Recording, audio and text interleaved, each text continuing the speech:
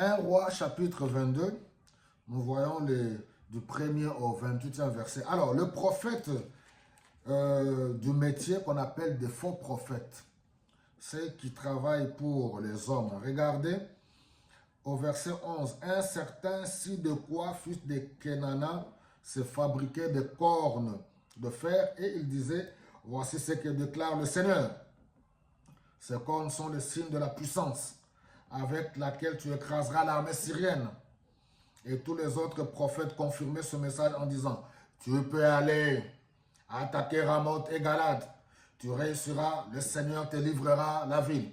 Comme les gens aiment être impressionnés, surtout notre peuple dans nos pays d'origine, ils aiment les gens quand ils viennent, voilà, avec des histoires pour impressionner.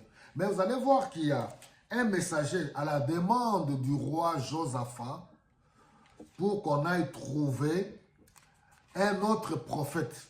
On nous dit au verset 13, le messager qui était allé chercher Michée. Voilà, Michée, c'est lui, le prophète de vocation. Un vrai prophète qui va parler de la part de Dieu. Écoute, tous les prophètes sont unanimes. Regardez ce que l'autre là, le messager dit. Tous les prophètes sont unanimes à prédire au roi le succès. Arrange-toi donc pour parler comme eux. Est-ce que c'est ça ce que Dieu aime? C'est ça ce que Dieu attend de ses serviteurs? Voilà les serviteurs de Dieu qui font des coalitions, qui font des combines, qui ne parlent plus de la part de Dieu, mais des hommes de Dieu qui font des combines pour plaire au roi, pour plaire aux dirigeants politiques. C'est ce qui se passe dans nos pays d'Afrique. C'est la parole de Dieu.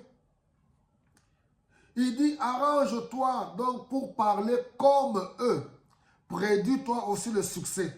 Mais Michée répondit, par le Seigneur vivant, je proclamerai ce que le Seigneur m'aura dit.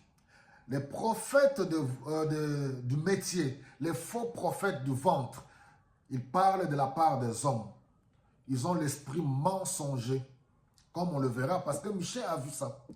Un vrai homme de Dieu déclarera toujours. Le prophète de vocation est appelé à dire, je ne parlerai que de la part de Dieu. Je vous dirai ce que Dieu me dira. Chers pasteurs, évangélistes, bishops, hommes de Dieu à travers le monde, disons, parlons de la part de Dieu ce que Dieu nous dit. Dieu ne nous a pas appelés à être des flatteurs, des mendiants. Aujourd'hui, c'est rempli de flatteurs, de mendiants autour des dirigeants politiques.